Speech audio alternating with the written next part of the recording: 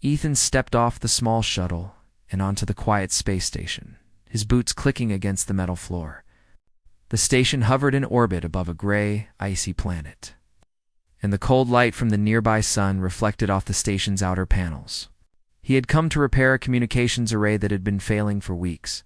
It wasn't his first time on a station like this, but the emptiness made it feel strange. Only a few alien researchers had remained behind, and the corridors echoed with silence. As he walked down the hall, his toolkit slung over his shoulder, he noticed a faint glow coming from one of the side rooms. Curiosity pulled him closer. Peeking in, he saw a small figure, no taller than a child, hovering slightly above the floor. Her skin shimmered softly with bioluminescent patterns, and delicate wings fluttered against her back, though they were far too thin to lift her completely. She looked up and startled, her eyes wide and reflective, like liquid crystal. "Hello," Ethan said cautiously, raising a hand. "I'm Ethan. I came to fix the comms array." The girl hesitated, then floated closer. "I'm Lyra," she said, her voice a soft, musical hum. "The humans are here." "I thought only aliens stayed," Ethan smiled faintly. "We're visitors." "I'm here just for repairs." Lyra tilted her head, studying him. Her skin glowed slightly brighter with curiosity. "Repairs? You can fix machines humans don't even touch." Ethan chuckled. "I do my best." There was a pause. Lyra's small form floated toward the wall panel, tapping lightly at the controls. "We don't have enough quarters," she murmured, almost to herself. "Only one bed is ready." Because of the heating system failure, Ethan raised an eyebrow. "Only one bed?" "Yes," Lyra said quickly, her glow flickering with nervousness. "You can share the room, but I am small. I do not take much space." Ethan hesitated. He had expected isolated quarters. Sharing a room with an alien, especially one so small and glowing, was unexpected. But the situation was simple. He had nowhere else to stay, and the station's schedule left no choice. "All right," he said finally. "We'll make it work." Lyra's eyes brightened, and she floated back a few steps. "Thank you, humans. Are larger than me, yes?" "Yes," Ethan admitted, with a wry smile. "Much larger?" The next few hours, Ethan worked on the communications array while Lyra hovered nearby, observing. She asked countless questions, each one filled with genuine curiosity. "Why do humans need sleep?" she asked. "Why do you eat cooked food instead of raw plants?" Her wings twitched in fascination as she spoke. Ethan explained patiently, sometimes laughing at her innocent wonder. It wasn't often that he met someone so genuinely interested in humans. Most aliens considered them noisy, inefficient, and fragile. Lyra, however, seemed to admire human ingenuity. Her questions were small, but insightful, often making him rethink simple tasks. As the day wore on, the station's temperature began to drop. Ethan noticed Lyra shivering slightly, even though she didn't have much body mass to begin with. "Are you cold?" he asked. "I tolerate cold poorly," she admitted. Her glow dimmed slightly. "It is dangerous if too long." Ethan frowned. "We should get you some warmth before you get sick." He rummaged through his toolkit and found a portable heater. Carefully, he positioned it near where she hovered, making sure it wouldn't overload the system. Lyra's skin glowed brighter almost immediately, spreading a soft warmth through the small room. When the repairs were finished, Ethan followed Lyra to the sleeping quarters.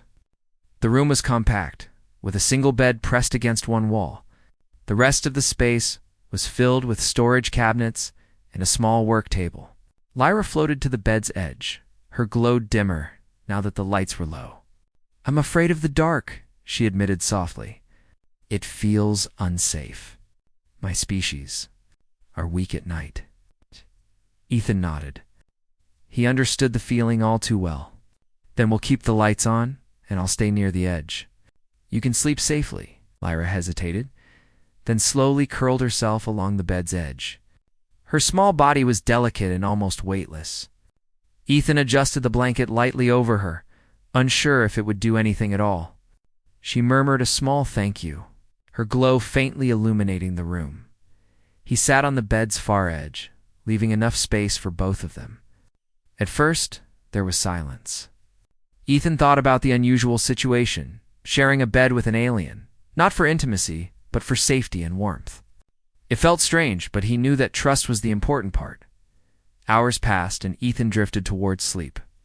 He was just beginning to relax when he felt a subtle shift.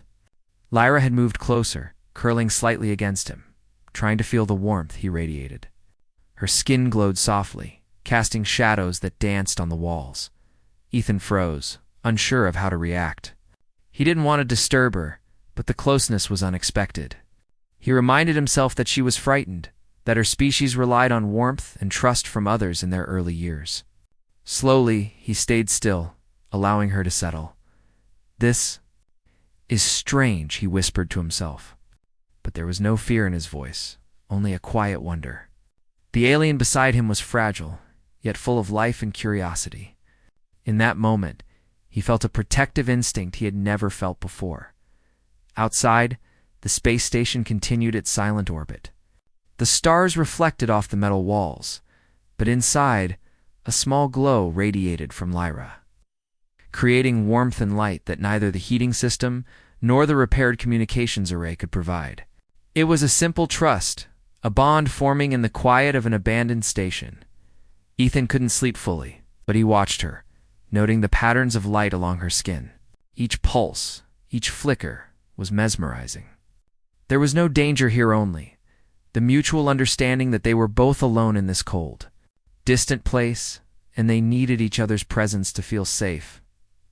As the hours passed, the unusual closeness became natural.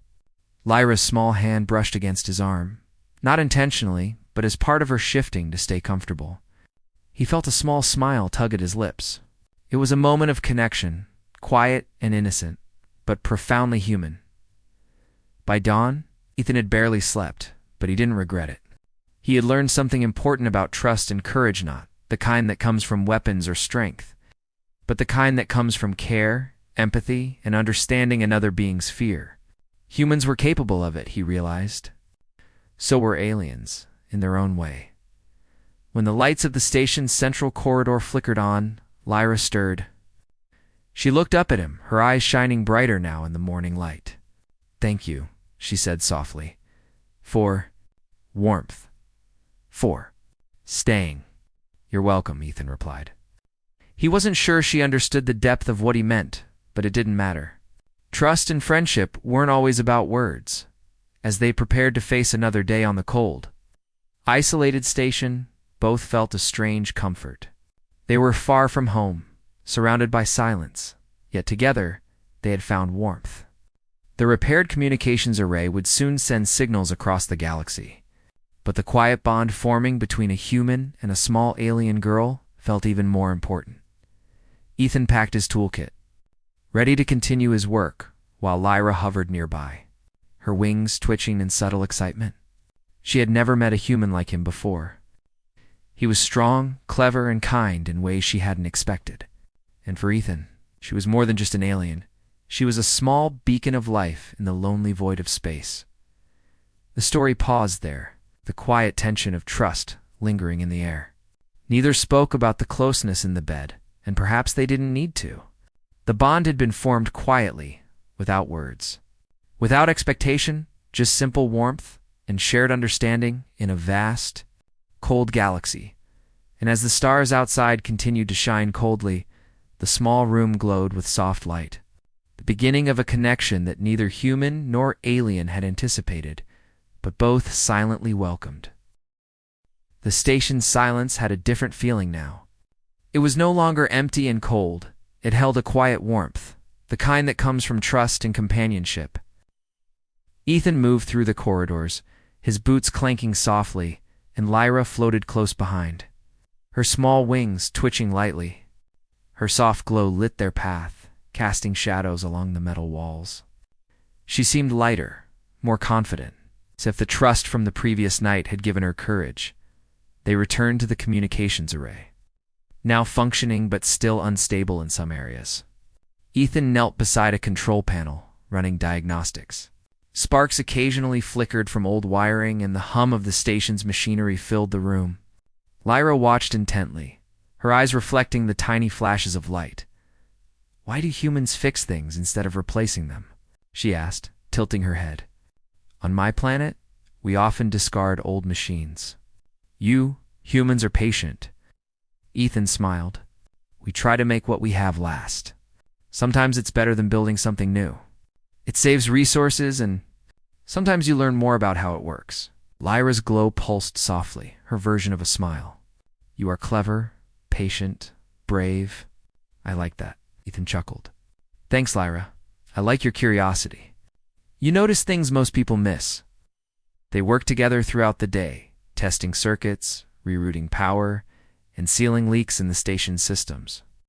Ethan noticed small things about Lyra: how she floated closer when he reached for tools, how she instinctively adjusted her wing positions to avoid collisions, and how her tiny fingers moved quickly over the delicate wiring. Her intelligence and adaptability impressed him more than any machine he had repaired. As the day went on, the station's automated temperature system began to fail again. Alarms beeped softly, warning of dropping pressure and falling heat. Ethan froze for a moment, glancing at the monitors. "We've got a problem," he said calmly but firmly. Lyra's glow intensified with concern. "What is it?" she asked. "The environmental controls are failing," Ethan explained. "If we don't fix this quickly, parts of the station could become dangerous. The air will thin, and the temperature will drop sharply." Lyra's small body shivered at the thought. "Then we must hurry," she said, her voice quivering slightly. "I do not tolerate cold for long." Ethan nodded. "Let's move." They rushed through the corridors, Ethan carrying a toolkit while Lyra floated ahead, her glow illuminating the path. The temperature dropped faster than he expected, frost forming on metal surfaces. The hum of the station became a low groan as machinery struggled against the cold. Ethan worked quickly, rerouting power and patching damaged conduits. Every moment counted. Lyra proved invaluable. She was small enough to slip into narrow vents and access panels Ethan couldn't reach. Her bioluminescence allowed him to see in the dim emergency lighting, and she guided him toward critical points that needed immediate attention. Together, they became a seamless team: human ingenuity and alien adaptability, working in unison. At one point, a section of the station's outer wall began losing pressure. Ethan grabbed his helmet, signaling Lyra to stay close. "We'll need to seal this from the inside," he said. Lyra's wings twitched nervously. "I can help," she said, "but the cold. I cannot survive long." Ethan took a deep breath. "Then we'll do it quickly. Stay close to me." He opened the panel, exposing cold air rushing in from outside. The metal glinted dangerously under the flickering lights. Lyra hovered beside him, her glow bright, almost blinding in the dim environment. Together, they inserted a sealant device, Ethan guiding the placement while Lyra activated the controls with precise gestures. The vent hissed and clicked as the air pressure normalized. When the system stabilized, Ethan exhaled deeply. That was close. Lyra floated near him, her small hand brushing against his arm as she glowed softly. "You've saved us both," she said. "You, humans, are brave?" Ethan smiled. "We help each other. That's what matters." The crisis over, they returned to the sleeping quarters, exhausted but relieved. Lyra curled up on the bed, her small body glowing faintly. Ethan adjusted the blanket carefully over her.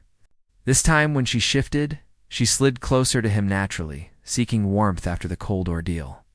He didn't move away. Instead, he stayed still, allowing her the comfort she sought. There was no fear, no misunderstanding, only trust. Ethan reflected on the events of the day. Humans had faced danger before, but the presence of someone relying on him, someone so small yet capable, made his courage feel more meaningful. He was not only fixing machines, he was protecting life, fostering a connection across species. Morning arrived, and Ethan awoke to find Lyra watching him with her glowing eyes. "Are you always awake when I sleep?" she asked softly, Not always, Ethan replied with a small smile. I just wanted to make sure you were safe. Lyra's glow brightened. You. Humans care in ways I do not fully understand. You give warmth, not just to bodies, but to hearts. Ethan chuckled softly. We try, but I think you give warmth too. More than you realize. Lyra hovered closer, her tiny hand brushing his again.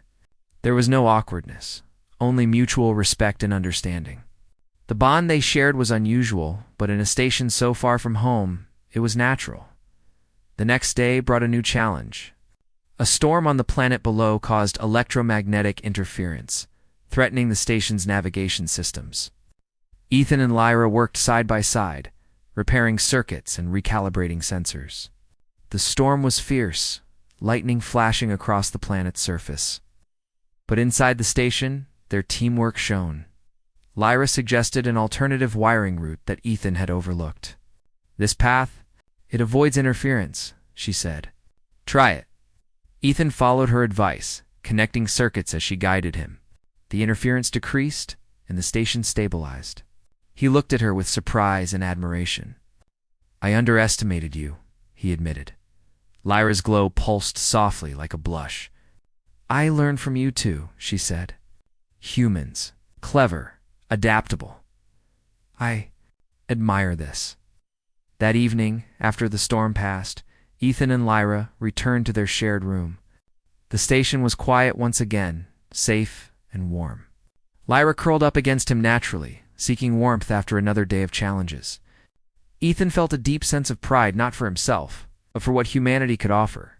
Courage, patience, and care, even in the most alien circumstances. Do you?